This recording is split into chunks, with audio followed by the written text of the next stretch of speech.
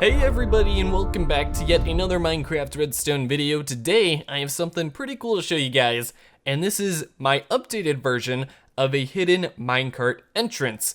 The cool thing about this one is it allows you guys to have a secret base hidden that your friends won't be able to find only if they know how to actually use it and access it.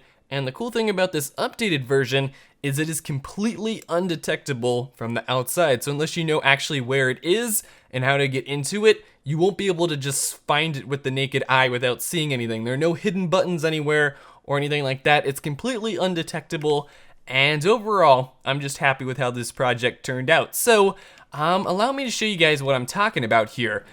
So pretend we're on a server, and this is a normal minecart rail that's leading from the town over here to maybe your little ocean. And so you can see on the rail, you know, there's nothing going on here. There's no secrets. You can't really detect any sort of redstone sticking out or any buttons hiding around anywhere. But however, there is a secret entrance on this rail, and I'm going to show you guys how to use it. The first thing that you're going to need is you're going to need the secret password that this minecart entrance is using. So it can use any sort of item that can be stackable. I'm using a piece of paper with the code name password on it.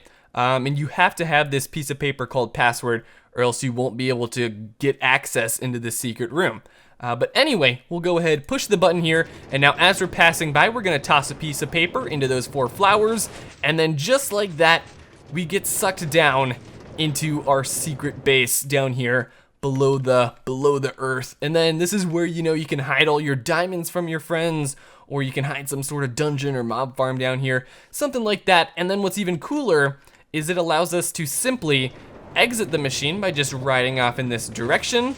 It will go ahead, launch us up, and we will automatically be on our way like nothing even happened. So if you guys have friends on a server, it'll just look like, you know, you're heading on this normal rail that you built for some reason, but actually you'll be taking the secret pit stop that allows you, you know, to go down into your secret base that nobody else can find. And even if they can find it, this password protected area right here, it only works if you put in the correct password. So if we put in something like a grass block, it's gonna suck it up, but it's not gonna open the door. You actually have to put in a piece of paper called password, and then it'll go ahead and open the door. So let's use our little villager friend here to actually demonstrate what this entrance looks like in a third-person point of view. So we will send him on his merry way, and then we'll drop in the piece of paper there. So as he approaches it, he falls down the hole. Then once he falls down the hole, all he does is land on a little pressure rail. He will pick up the couple pieces of passwords that actually got left behind, and then he will enter down into the secret entrance. Now the cool thing about this guy is when you drop your password in here, it will suck it up, but then it actually goes ahead and dispenses a new password down here for you, so that way you won't run out of passwords each time you use the machine.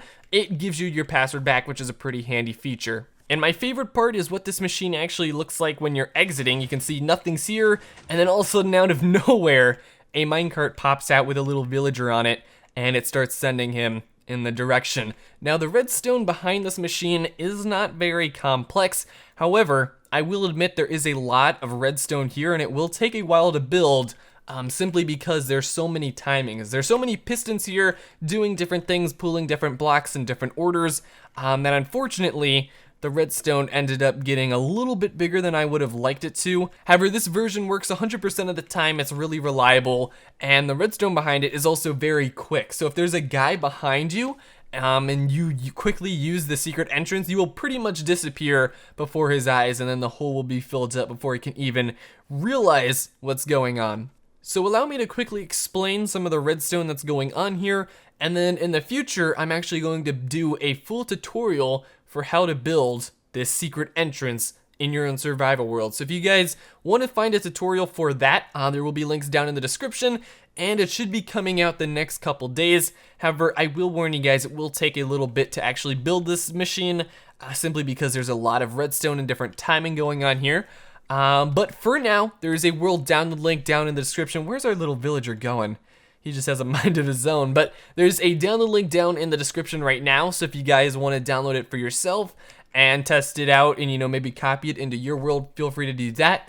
But allow me to just quickly explain sort of the redstone behind this machine. So first of all, the way we get input is we have these 4 little flowers here, and that's marking where you want to actually throw your secret password. Now this password can be any item that's stackable, so if we toss in, a piece of grass, it's not gonna go anywhere or do anything, but if we actually toss in the password, what's going to happen is it will suck it in, it will agree, yes, that is the correct password, and it's gonna send a redstone signal down here. This is a little lengthener, so it lengthens the signal a little bit.